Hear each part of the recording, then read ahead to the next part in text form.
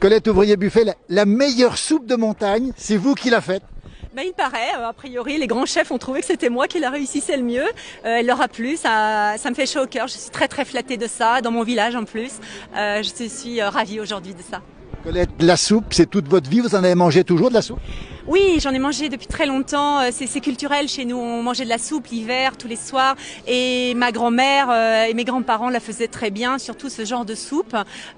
Donc je me souviens du lard pendu à la poutre à la ferme quand ils avaient tué le cochon. Et mon grand-père, puisqu'ils avaient des vaches, faisait aussi la tome.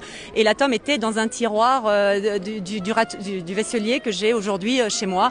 Donc tous sont des souvenirs d'enfance avec lesquels je suis très attachée. Et je suis heureuse et fière qu'aujourd'hui ça a été récompensé. Colette, on veut connaître la recette de la meilleure soupe de montagne. Qu'est-ce que vous avez mis dans cette soupe? Avec grand plaisir. Je suis allée hier à l'Alpa chercher mes derniers légumes. Donc j'ai mis des poireaux, des carottes et des navets, des oignons rouges, issus toujours de mon potager. Ensuite, j'ai mis un petit clin d'œil qui va donner qui a fait peut-être la différence. Je mets une petite branche de sapin, mais du sapin vraiment qui est de là-haut. Après un peu de cumin, du serpolet. Et je finis par rajouter le bouillon et de la crème fraîche, bien sûr, de notre village, et un peu de tome à côté en décoration qui va fondre dedans et la rendre extrêmement agréable. Vous la faites souvent comme ça, Colette? J'essaye de la faire au mieux et de la faire le plus par rapport à ce que j'aime et ce que j'ai envie qu'elle rende, oui. Après, elle est jamais égale.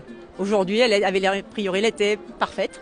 Il y a des jours où elle était un peu plus avec des petites choses. J'ai du coup pris une écumoire. Enfin voilà, des choses que je n'avais pas appliquées auparavant puisque je ne suis pas professionnelle.